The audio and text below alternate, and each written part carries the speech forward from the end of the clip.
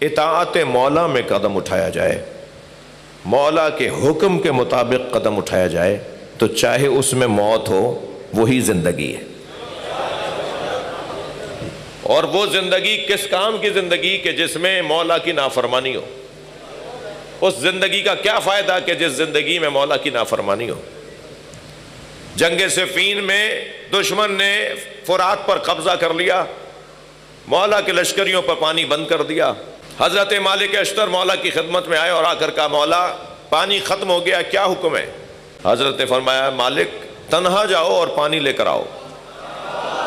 مالک نے یہ نہیں پوچھا کہ میں تنہا جاؤں، وہاں تو 4000 کا لشکر صرف نہر پر قبضہ کیے بیٹھا ہے اور وہاں ہزاروں کے لشکر ہیں، ایک بڑی تعداد میں ان کے جنگجو آئے ہوئے ہیں، میں اکیلا پانی لینے جاؤں؟ پانی انہوں نے بند کر دیا ہے تو میرے اوپر کیا گزرے گی، مجھ پر وہ کیا، ہم کیسے مجھے لانے دیں گے پانی؟ مولا سے حضرت مالک اشتر نے یہ نہیں پوچھا بلکہ فوراً تیاری کی، چند سواریوں پر خالی مشکیزیں لادھے اور اکیلے ان سواریوں کو لے کر نہر پر گئے، پانی بھر کر آ گئے۔ اب جب پانی بھر کر آ گئے تو وہاں بلا لیا خیمے میں ان صاحب کو کہ جو وہاں قبضہ کیے، ان کی جانب سے لشکر لیے بیٹھے تھے جن کا کام ہی یہ تھا کہ پانی نہ لے جانے دیں۔ انہیں بلا لیا کہ بھائی یہ کیا ہوا؟ کہنے لگے حضور میری مجال آپ کے وزیر خاص ان کے ساتھ آئے تھے، آپ کے وزیر خاص عمرو عاص ان کے ساتھ آئے تھے۔ بلا لیا عمرو عاص تم گئے تھے؟ کہا میں کہاں گیا تھا، جھوٹ بول رہے ہیں۔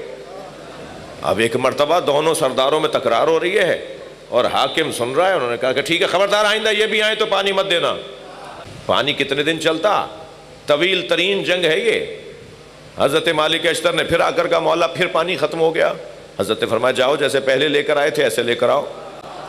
مالک اب بھی یہ نہیں پوچھ رہے کہ میں بچوں گا یا مار دیا جاؤں گا، اطمینان کے ساتھ مالک دوبارہ پانی لے کر آ گئے۔ پھر بلا لیا، اب کیا ہوا؟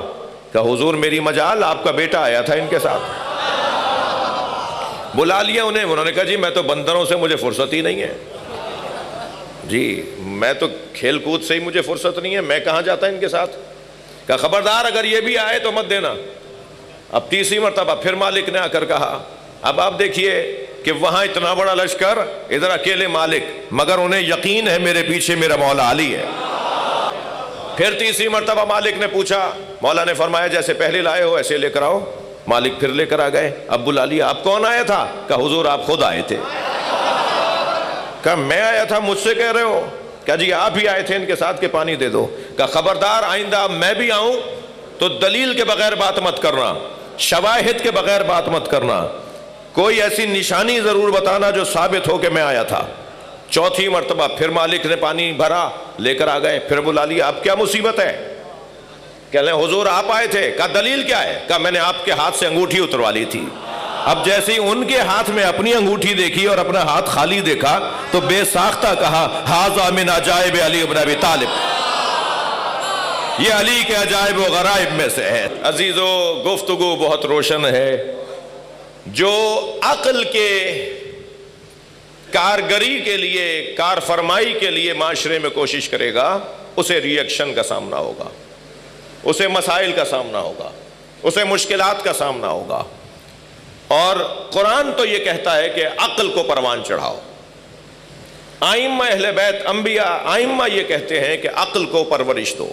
میں نے آپ کے سامنے جس آیت کو لیا ہے، اس آیت کا پیغام بھی یہ ہے کہ کسی طرح عقل کو پرورش دی جائے۔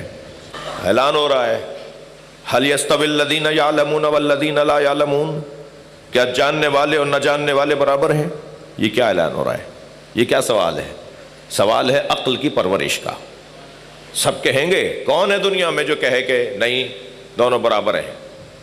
ہر صاحب عقل کہے گا کہ نہیں، جاننے والا زیادہ بہتر ہے، فضیلت والا ہے، بڑا ہے، عظیم ہے، محترم ہے، نہ جاننے والے کی نسبت، یعنی دونوں میں ہمیں جاننے والے کا احترام کرنا ہے، اس کی پیروی، اس کی اطاعت کرنی ہے، اور جو نہیں جاننے والا نہیں جانتا اس کو ہمیں چھوڑ دینا ہے۔ ایسے ہی مولانا؟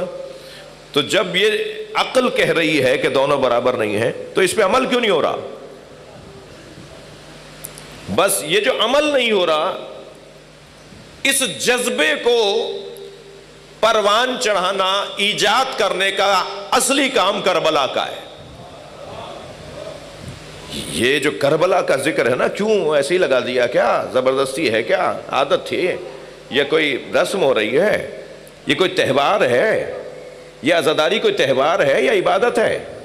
اگر یہ عبادت ہے تو کوئی اس کے پیچھے ہدف ہے، مقصد ہے، اور مقصد یہ ہے کہ جو چیزیں تم پر روشن ہو جاتی ہیں ان کو عملی دنیا میں لے کر آؤ، یا لفظ کو میں یوں کہوں کہ ہم کہتے ہیں مدرسے کی زبان میں، اس نظریے کو فعلیت میں تبدیل کرو، کر کے دکھاؤ۔ ایسا کون سا؟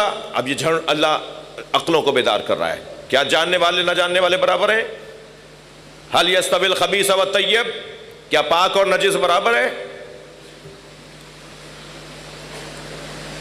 حل فیکم رجل رشید، تمہارے درمیان کوئی سمجھدار ہے؟ یہ عقل کی پرورش کے کام ہو رہے ہیں۔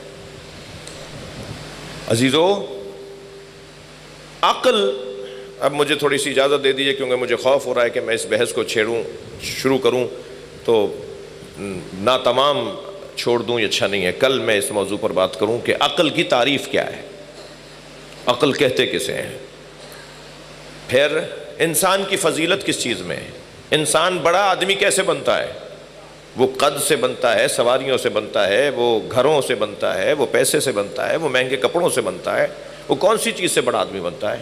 بڑا کہلوانے کے لیے اور بڑا بننے کے لیے کون سی چیز ضروری ہے؟ بڑا آدمی ہے کون؟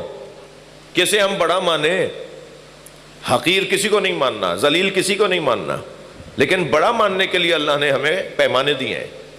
کسی کی توہین مت کرو، یہ ضرور کہا ہے، مگر کسی کو احترام دے رہے ہو، کسی کو سر پہ بٹھا رہے ہو تو پھر دلیل ہونی چاہیے تمہارے پاس کوئی علت ہونی چاہیے، کوئی لاجک ہونی چاہیے، کس بنیاد پہ تم کسی کو بڑا مان رہے ہو۔ یہ ہے وہ عقل کی پرورش کا مرحلہ۔ اس میں بہت بڑا کردار، بلکہ اصلی اور اساسی کردار کربلا کا ہے۔ عقل گرد آلود ہو جاتی ہے، اور ہر سال کربلا کو دہرایا جائے تاکہ عقل پر جمی ہوئی گرد ہٹ جائے اور عقل کام کرنا شروع کر دے۔ جنہیں ان مجلسوں میں ذائقہ نہیں آتا، جنہیں اس ماتم میں روح کو سکون نہیں ملتا، انہیں آپ چھوڑ دیجئے، ہاں تبلیغ ضرور کریں تاکہ وہ قریب آ جائیں، اور الحمدللہ وہ آنا شروع ہو گئے ہیں، ماحول بہتر ہو رہا ہے۔ کل کی نسبت امام بارگاہ چھوٹے پڑھنے لگے ہیں، جی لوگ بڑھ گئے ہیں، چاہنے والے اہل بیت کے بڑھ گئے ہیں۔ یہ ایک جہاد ہے جو مسلسل آپ کر رہے ہیں۔